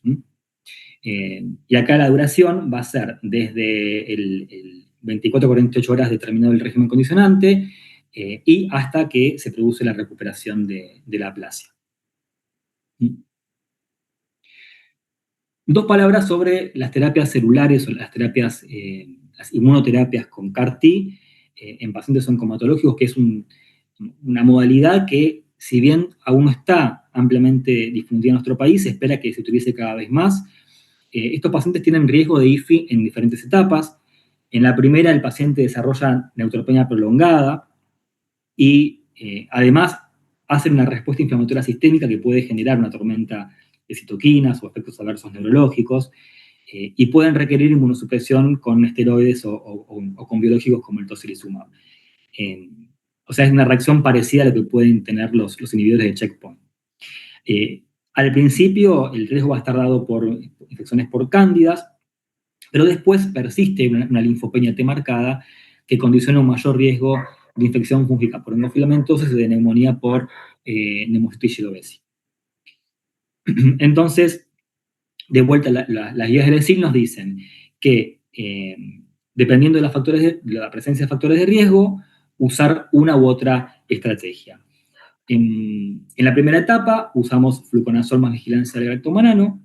Si hay factores de riesgo adicionales, que ya, digamos, preexistentes antes de la infusión, el paciente ya viene neutropénico, tuvo IFI previa, tuvo un trasplante previo, o se somete a la inmunoterapia por una enfermedad de base refractaria, ahí hay que agregar profilaxis para hongos filamentosos. Y en el postinfusión, sobre todo si la neutropenia se prolonga más de lo habitual, o si necesita estos esteroides o tocilizumab, ahí sí se recomienda también utilizar, sobre todo posaconazol.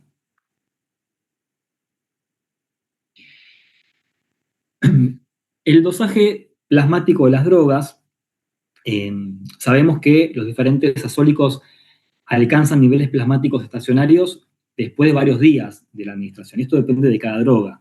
En el caso del posaconazol jarabe, puede tardar 5 a 7 días en alcanzar concentraciones estables, mientras que con comprimidos, este estado se alcanza en menos tiempo, 2, 3, como mucho 4 días.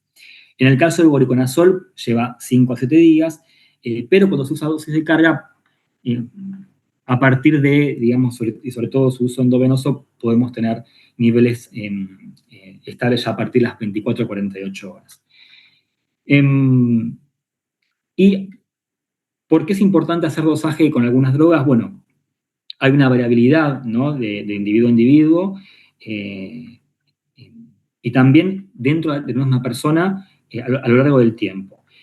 En el caso del itraconazol y del posaconazol, depende en gran medida la biodisponibilidad de factores, como ya dijimos, ¿no?, las comidas, el uso de drogas que pueden cambiar la acidez gástrica.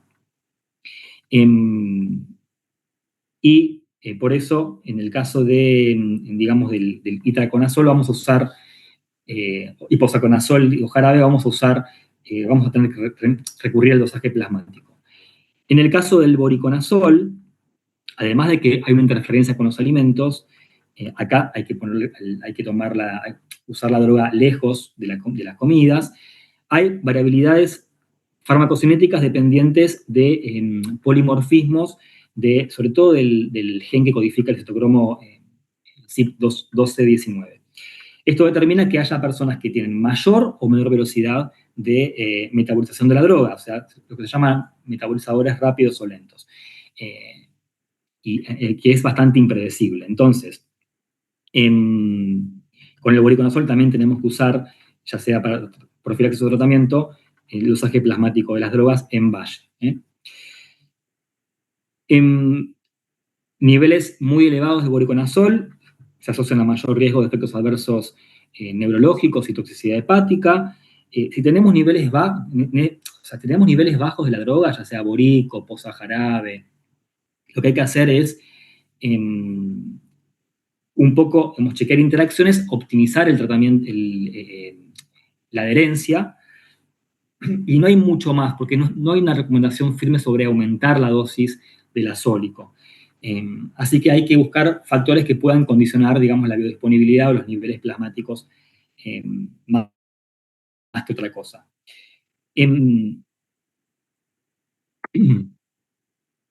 Cuando tenemos concentraciones en rango tóxicos, bueno, habrá que suspender la droga y después ver cómo seguimos.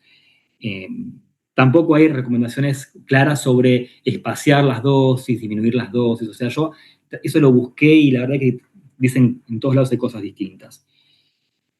Sí chequear siempre interacciones, ¿no? Bueno, después de la primera determinación plasmática, en lo posible se recomiendan hacer dosajes seriados, o sea, más seriados, periódicamente más que seriados, pero en las situaciones en las que siempre hay que dosar plasmáticamente la droga es cuando tenemos toxicidad atribuible a esa droga, cuando presumimos que hay fallo terapéutico por una IFI de brecha, o cuando se usan drogas que ya dijimos pueden interactuar.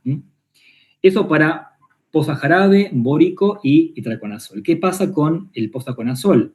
Bueno, posaconazol comprimidos tienen mayor biodisponibilidad por vía oral, así que no está clara la necesidad del monitoreo, sería más predecible. Hay algunas excepciones en donde sí hay que considerar dosarlo. Cuando haya, por ejemplo, mucositis marcada, diarrea, en personas con sobrepeso, y siempre que tengamos una IFI de brecha hay que hacer dosaje para determinar si la IFI de brecha se debe a niveles subterapéuticos, ¿no? Y en el caso del isavuconazol no hace falta hacer un monitoreo de rutina, esa es una de las ventajas, aunque hay una tendencia que con su uso durante un tiempo prolongado, la concentración plasmática vaya incrementando y pueden aparecer efectos adversos, sobre todo gastrointestinales. Y en el otro extremo, pacientes críticos o con un índice de masa corporal elevado, los niveles plasmáticos pueden no ser suficientes. Así que en estas condiciones sí se recomienda hacer un dosaje plasmático. Que lo hacen en Argentina pocos centros. Yo sé que, por ejemplo, en el Ramos Mejía, Javier Afelta lo hace, pero no es algo que se haga en tantos lugares como el dosaje de Borico, sí, sobre todo de Borico o Itra. Bueno, potenciales desventajas de la profilaxis son muchas, ya lo fuimos mencionando. Tenemos aumento de la cifra de brecha, sobre todo selección de cándidas resistentes. En algunas series se ve que el uso de fluconazol se asocia a aumento de la colonización y la infección por Candida cruzi y Candida glabrata, lo cual tiene bastante sentido, y el uso de equinocandinas podría asociarse a Candida parapsilosis más resistentes. Ya Candida parapsilosis per se tiene algunos problemas de la SIM, ¿no? y problemas in vitro con las equinocandinas, pero que en general no se traducen en problemas reales en vivo, ¿no? Pero sí están apareciendo cada vez más cepas de parapsilosis con resistencia, ya sea in vitro, también a equinocandinas. Bueno, otro problema es la emergencia de hongos miceliales, que no sean habituales, cuando se use profilaxis con borico o posaconazol, o sea, hongos emergentes. Con la cifra de brecha hay un problema en el diagnóstico, son más difíciles de diagnosticar y más difíciles de tratar, además, ¿no? Por lo tanto, se asocian a mayor mortalidad.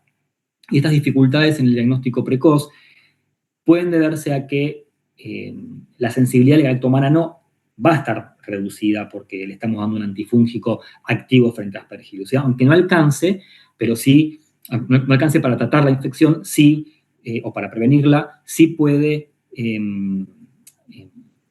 alterar la sensibilidad al galactomanano. Otros problemas, perdón, del galactomanano, también de los cultivos, ¿no?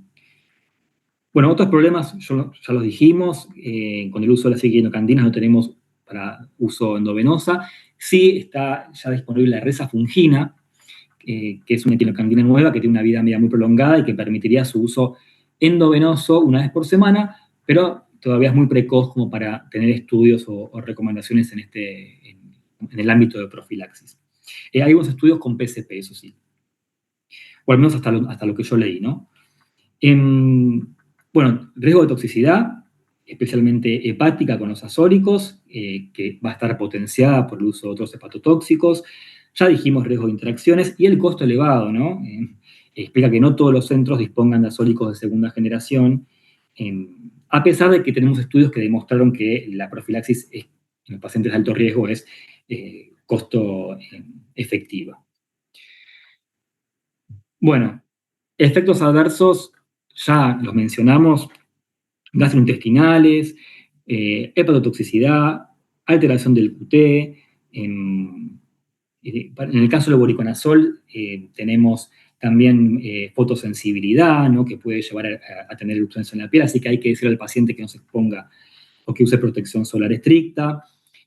Puede haber alguna reacción a la infusión, esto está bien descrito con el voriconazol, que el paciente, tanto se lo usa por vía oral como endovenosa, puede experimentar alucinaciones o algunos destellos visuales, ¿no? Alguna alteración visual, que suele ser transitorio y irreversible, o sea, no tiene tanto impacto, hay que avisarle al paciente para que no se asuste.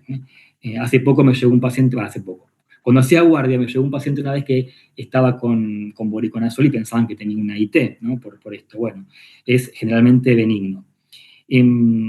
Recordar que el uso de voriconazol endovenoso no se recomienda cuando el clearance de creatinina sea menor a 50, porque tiene el riesgo de acumulación de ciclodextrina, que es es un solubilizante que se usa en la solución de voriconazol. Y las equinocandinas tienen un perfil de seguridad mucho más favorable, aunque están descritas algunas reacciones a la infusión. Bueno, anfotericina ya conocemos todos cuáles son los problemas de toxicidad. Ya la formulación de soxicolato, espero que no la estén utilizando en ningún lado. Digamos, la única utilidad que tiene el soxicolato hoy en día es para tratar infecciones urinarias, ¿no? Por ejemplo, por cándidas resistentes a azólicos, porque alcanza mejor concentración urinaria. Siempre monitoreo la función renal, siempre monitoreo del ionograma porque puede haber hipopotasemia, hipomagnesemia, incluso con las formulaciones lipídicas también. Y también puede haber reacciones a la infusión, fiebre, escalofríos, vómitos, que eran más marcados con el toxicolato. Yo me acuerdo cuando hacía clínica, siempre que teníamos un paciente que recibía toxicolato, era muy frecuente que tenga reacción a la infusión, que confunda, así que a todos los premedicábamos con corticoides y con difenidramina. En el caso del anfoliposomal, uno podría ver, ¿no?, cómo responde el paciente e indicar premedicación solamente si aparece alguna reacción. Está repetida.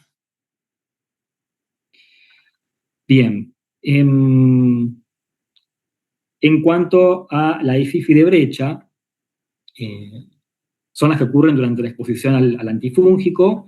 El periodo de tiempo para considerar si es IFI de brecha o no va a depender de la farmacocinética de cada droga y por definición se extiende por lo menos hasta un intervalo de dosificación después de suspendido el antifúngico. Las IFI de brecha son producidas principalmente por especies de Aspergillus no fumigatus, Cándidas no albicans, mucorales y otras especies raras o emergentes de hongos filamentosos y de levaduras. ¿Cuáles son las causas? ¿Por qué podemos tener una IFI de brecha? Bueno, características del huésped neutropénico, ¿no? o pacientes críticos. Le podemos dar el mejor antifúngico y las mejores condiciones de parámetros farmacocinéticos, pero si el paciente está profundamente inmunocomprometido, la IFI de brecha puede aparecer. De la misma forma, la exposición a un alto inóculo fúngico en estos pacientes más neutropénicos, aún bajo profilaxis, también puede explicar muchas de las IFI de brecha. Causas más prevenibles, bueno, baja concentración plasmática del antifúngico, ¿no? Por pobre adherencia del paciente, interacciones que inducen su metabolismo, o porque no hacemos un monitoreo terapéutico de su concentración. También crecimiento del hongo en lugares donde la concentración del antifúngico es subóptima. Y esto está bien descrito, los santuarios están bien descritos para las infecciones fúngicas en sistema nervioso central y en ojo. O bien porque tenemos un foco que no está adecuadamente controlado, ¿no? Infecciones que involucran abscesos, tejidos necróticos o isquémicos, en donde el antifúngico por sí solo no va a hacer nada y hace falta un debridamiento casi invariablemente. Bueno, otras causas de falla de la profilaxis pueden ser cuando tenemos un biofilm, donde el antifúngico no llegue bien, que el antifúngico utilizado en profilaxis no sea útil sobre el hongo que está produciendo la IFI de brecha, ya sea por resistencia primaria o porque selecciona especies resistentes o aparece resistencia o tolerancia intratratamiento, es decir, resistencia adquirida. Y por último, hay casos también descritos de IFIs de brecha polimicrobianas. Los estudios que tenemos sobre IFI de brecha en pacientes que están con profilaxis, habitualmente tienen bajo número de pacientes, pero esto me pareció interesante porque es una revisión sistemática que incluyó muchos estudios con más de 1000 casos de IFI de brecha en pacientes que recibían profilaxis con posa o voriconazol. Los hongos más comúnmente documentados, o sea, infecciones probadas, fueron Aspergillus en un 40%, Mucorales en un 20%, Cándida y Fusarium en tercer y cuarto lugar. Las infecciones fúngicas por mucorales fueron más frecuentes en pacientes que recibían voriconazol, lo cual es de esperar porque el borico no tiene actividad sobre Aspergillus, sobre mucorales, mientras que Aspergillus y Fusarium fueron más comunes en pacientes con posaconazol. Solamente en un bajo porcentaje, o sea, 8-9% de los pacientes tuvieron niveles plasmáticos subterapéuticos cuando se dosó el antifúngico, en el momento del episodio, ¿no?, de la IFI. Y de estos, la mayoría estaba recibiendo posaconazol solución, que ya dijimos que tiene muchos problemas en la biodisponibilidad. Y se encontró resistencia al antifúngico empleado en profilaxis solamente, parece un porcentaje importante, pero es un 30%. O sea, uno espera que tener por ahí más resistencia a antifúngicos. La importancia de esta revisión es que los hongos filamentosos que más comúnmente son IFI de brecha son especies de Aspergillus, Fusarium mucormicosis, y que la resistencia a antifúngicos explica solamente un tercio de los casos. Y además, en estos trabajos hubo poca incidencia de hongos emergentes como Pseudosporium o Lomentospora prolíficas, que son hongos que tienen tratamiento más dificultoso. Esta diapositiva robada de la doctora Jordán es otro trabajo que demuestra dificultades diagnósticas en la IFI de brecha, también en pacientes que reciben posaconazol, lo que ya comentábamos, por esto de que pacientes con azólicos de segunda generación van a tener alterada la sensibilidad de galactomannanosérico, y eso va a dificultar o va a retrasar el diagnóstico. Y conclusiones respecto a esta primera parte de la clase. La segunda es mucho más corta, es lo que ya venimos hablando, así que lo paso por alto porque ya es tarde. Algunos comentarios breves sobre la profilaxis en trasplante de órganos sólidos. ¿Siguen ahí? Vamos, háblenme. Sí. Paulita, estás ahí vos, ¿no? Paulita. Bueno, ya sé que los aburrí mucho, pero ya terminamos. Trasplante de órgano sólido. Esta es una población de riesgo que es más heterogénea, donde el riesgo va a depender del tipo de trasplante, del tiempo transcurrido y de la necesidad de inmunosupresión adicional que, por ejemplo, en el contexto de rechazo agudo o crónico. Entonces podemos diferenciar dos poblaciones. Una que tiene mayor riesgo de aspergilosis invasora y otros hongos filamentosos, que son los trasplantes pulmonares, porque ya tienen estos pacientes como factor de riesgo una posible colonización de la vía aérea. O sea, son pacientes con enfermedad pulmonar crónica previa, por ejemplo, con fibrosis quística, y es común que ya vengan recibiendo corticoides. La mayoría de las aspergilosis invasoras en el trasplante de pulmón va a ocurrir dentro del primer año post-trasplante y la mayoría de las guías recomiendan usar alguna estrategia de profilaxis durante los meses de mayor riesgo. Después, con riesgo predominante de candidiasis invasora, tenemos los trasplantes de órganos abdominales, ¿sí? Hígado, renopáncreas, intestino, en donde acá el riesgo es la de translocación intestinal de levaduras. Entonces, la mayoría de las candidemias ocurren dentro de los primeros 6 meses y se concentran en las primeras semanas de los trasplantes de estos órganos. Y está relacionado con complicaciones quirúrgicas, necesidad de reintervención o retrasplante, o en el caso del trasplante hepático en particular, por el deterioro de la función inmunológica asociada a la hepatopatía crónica. Entonces, el riesgo de candidiasis diseminada va a ser mayor en el trasplante de intestino, seguido por el hígado y seguido por corazón y páncreas. Bueno, en páncreas también tiene alto riesgo. Podemos saber en qué situaciones especialmente. Bueno, el riesgo de infecciones oportunistas por otros hongos, como Cryptococcus neoformans o la reactivación de las micosis sistémicas endémicas, es más tardío, se suele aparecer a partir del sexto a 12º mes post-trasplante. Y el riesgo de Pneumocystis jirovecii es mayor también durante los primeros meses, pero como estos pacientes reciben profilaxis con trimetoprima-sulfa, si ocurre la enfermedad, suele darse más tardíamente, ¿sí? Después del sexto o 12º mes. O sea que la profilaxis retrasa su aparición, pero podemos tener pneumocistosis igualmente más tarde. En el caso del trasplante pulmonar, entonces, dijimos que la excepción, porque tiene mayor riesgo de aspergilosis. En algunas series la incidencia puede llegar al 35-40% y la mortalidad ser muy alta. Hay series con mortalidad cercana al 100%. Así que es claro que estos pacientes requieren algún tipo de profilaxis o una estrategia para detección precoz de una aspergilosis, que va a ser centro específica, ¿no? Cada lugar tendrá sus protocolos. Se puede usar profilaxis universal, es decir, le damos a todos los pacientes con trasplante de pulmón los primeros 4 o 6 meses, profilaxis, por ejemplo, con Morico, es la estrategia quizás más recomendada o más realizada en la mayoría de los centros, y como alternativas podemos hacer una profilaxis dirigida a los pacientes con mayor riesgo o con factores de riesgo específicos, por ejemplo, usar profilaxis solamente cuando hay colonización documentada de la vía aérea por Aspergillus previo al trasplante, cuando hay un cultivo intraoperatorio positivo vamos para Aspergillus, pacientes con fibrosis quística, en un trasplante unipulmonar,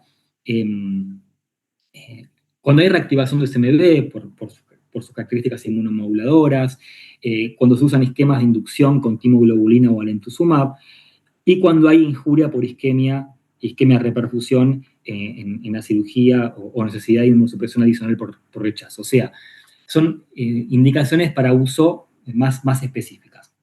Y la tercera modalidad que podemos usar es preventive, que lo usan algunos centros, que es hacer cultivos cigalactomanano en lavado broncoalveolar. O sea, solo en centros que puedan hacer fibrobroncoscopías seriadas o periódicas, en forma ágil.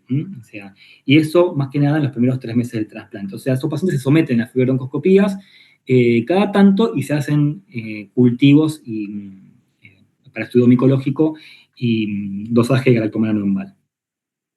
Si se detecta colonización o infección por galacto cultivo positivo, recién ahí se inicia un antifúngico temprano para prevenir que esa infección o colonización evolucione a enfermedad.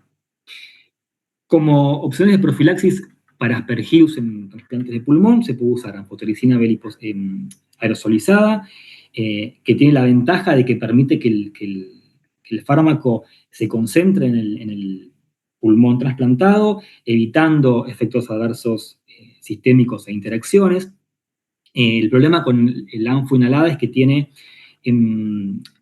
la tolerancia, puede generar tos, broncoespasmo, náuseas, así que eso puede condicionar la adherencia. Y también recordar que cuando se usa anfo inhalada no previene infección sistémica ni candidemia, así que si hay factores específicos para cándida, no sé, uso de antibióticos por mucho tiempo, catéter central, etcétera, uno debería asociar a la anfotericina fluconazol, por ejemplo. Se usa en dosis de 20-25 miligramos 3 veces por semana durante los primeros 2-3 meses y después semanal durante los siguientes 6 meses.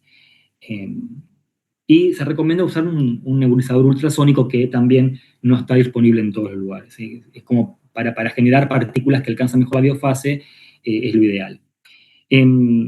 La otra opción es usar voriconazol sistémico o posaconazol.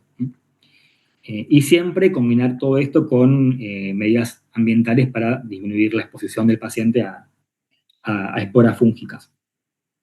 En el caso del trasplante de pulmón, los pacientes deben recibir profilaxis para PCP al menos los primeros 12 meses, es decir, es mucho más largo que en riñón o hígado. Y para terminar, en los trasplantes de órganos abdominales, en donde el riesgo va a estar dado por las candidiasis, bueno, tenemos, en el caso de, o sea, puede haber traslocación de levaduras durante la cirugía, así que vamos a usar profilaxis durante las primeras 2 a 4 semanas. En el caso del hígado y de páncreas, hay situaciones precisas en las cuales vamos a usar profilaxis, mientras que en el intestino la profilaxis debe ser universal y para esto hay consenso, porque tiene mucho riesgo de candidiasis invasora. Entonces, en el trasplante hepático se va a utilizar cuando hayan 2 o más factores de riesgo, por ejemplo, cirugía de trasplante prolongada, necesidad de reintervención o relaparotomía por alguna complicación, necesidad de retrasplante, ni hablar, por complicaciones vasculares, bilirragias o lic biliar.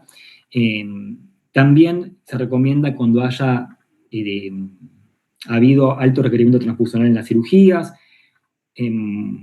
insuficiencia renal que requiere hemodiálisis, en las coledocoyunturoanastomosis también debemos usar profilaxis, o cuando tengamos documentada la colonización por cándida en el perioperatorio. ¿Sí? Esto a veces se hace, se pueden hacer hisopados y buscar cándida, como si fuera una vigilancia de los días previos a la cirugía. Hay otros factores, como tener un score de MEL alto, bueno, etcétera. Todos los que tienen ahí. Trasplante de intestino, entonces, le vamos a dar a todos los pacientes, y no está recomendada, si esto que es, digamos, está desaconsejado, el uso de descolonización selectiva del intestino con antifúngicos. Esto no, tipo nistatina, no se recomienda. Fíjense, bueno, en el caso del páncreas también tenemos profilaxis dirigida al riesgo, en el caso de que haya fístulas, pancreatitis isquémica o posperfusión, retrasplantes, CMV, infección o enfermedad, rechazo, etc. Y fíjense que en el caso de hígado y páncreas usamos profilaxis por 2 a 4 semanas. En el caso de intestino, es también 2 a 4 o hasta el cierre de la anastomosis, y la profilaxis para PCP también es muy larga como en pulmón, 12 meses para intestino, mientras que es de 3 a 6 meses en el caso de hígado-páncreas. Y creo que acá terminamos. Justito. ¿Alguna pregunta quieren hacer?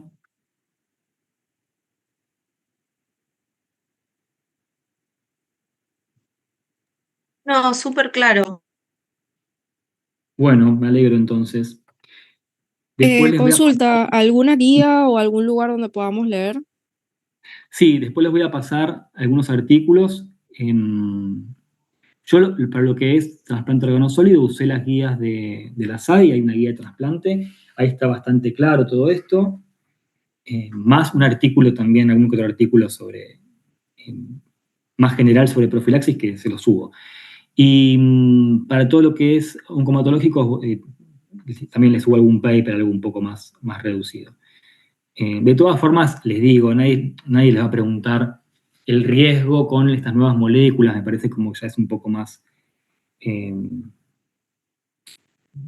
zafado preguntar eso, que tampoco es tan claro realmente. Así que sí, tipo de estrategias de profilaxis, y qué se puede usar en un trasplante, cuándo usar una leucemia y cuándo no, y interacciones, estas cuestiones cinéticas de las drogas, etcétera. ¿Mm? O sea, cosas grandes. Bárbaro, gracias. Bueno, si no hay ninguna otra pregunta, los y las dejo.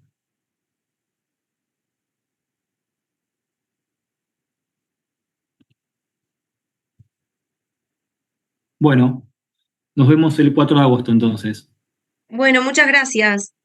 No, hasta luego. Gracias por escucharme. Chao.